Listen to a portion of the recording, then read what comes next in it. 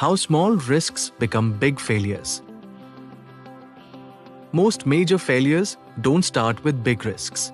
They start with small ones. Risks that feel harmless. Risks that seem manageable. Risks that don't justify urgent action. A minor delay, a small error, a workaround that temporarily fixes a problem. Because nothing breaks immediately, the risk feels under control. And this is the most dangerous illusion in risk management. Small risks rarely stay small. They grow quietly, feeding on inaction and familiarity. By the time they look serious, they've already passed the point where simple fixes work. Big failures are not sudden events. They're the final stage of risks that were once dismissed as insignificant. Small risks usually appear as weak signals. They don't demand attention. They whisper instead of shout.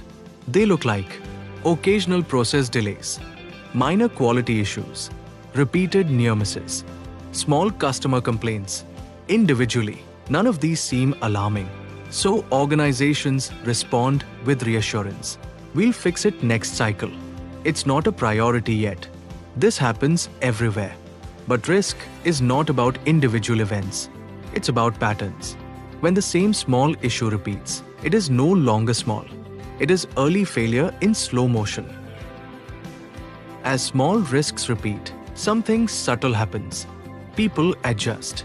What once felt risky begins to feel routine. Workarounds become normal. Temporary fixes become permanent behavior. This is how risk gets normalized. The organization doesn't eliminate the risk. It learns to live with it. And once people adapt, the risk disappears from conversation. No one raises it anymore because it's under control. It hasn't caused damage yet. Everyone is used to it. This is the moment when small risks become invisible, not because they're gone, but because they've been accepted. Consider a familiar situation. A process occasionally fails under peak load. Teams reset systems manually and move on. It's inconvenient, but manageable. Over time, peak loads increase. Manual fixes become frequent. Fatigue sets in. Eventually, one failure lasts longer than usual. Customers are affected. Operations are disrupted. Leadership asks, "Why didn't we know this could happen?" But the signs were always there. The issue wasn't the final breakdown. It was the repeated tolerance of a known weakness.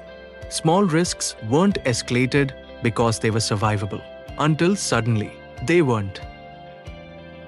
Small risks are rarely escalated because escalation feels disproportionate. People think, "It's not serious enough.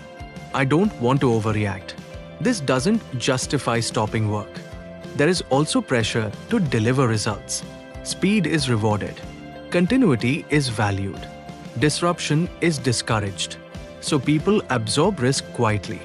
They solve problems locally instead of raising them systemically. This behavior looks responsible, but it hides growing exposure. Risk management fails not because people ignore problems, but because they keep solving them in isolation. Small risks don't just repeat, they accumulate. Each workaround adds complexity. Each exception weakens consistency. Each shortcut increases dependency. Over time, the system becomes fragile. It works, but only under normal conditions.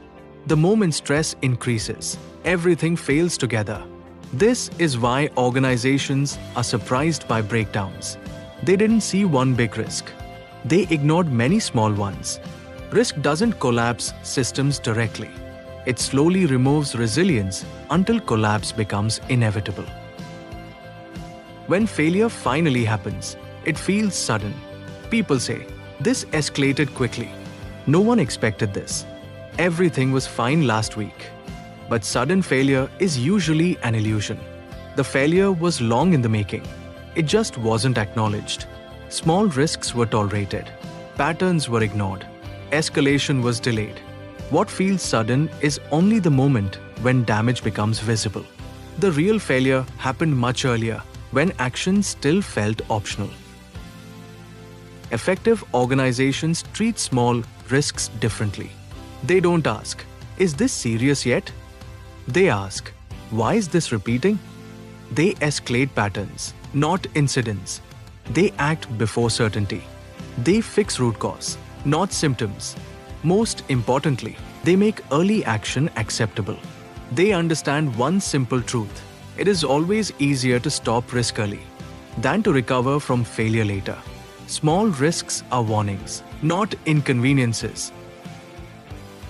Big failures are rarely caused by big mistakes.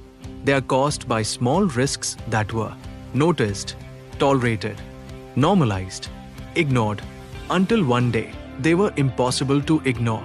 The most important risk question is not, "What is our biggest risk today?" It is, "What small risks are we repeatedly living with?" Because risks that are tolerated today become failures tomorrow, and by then, the cost of action is always higher.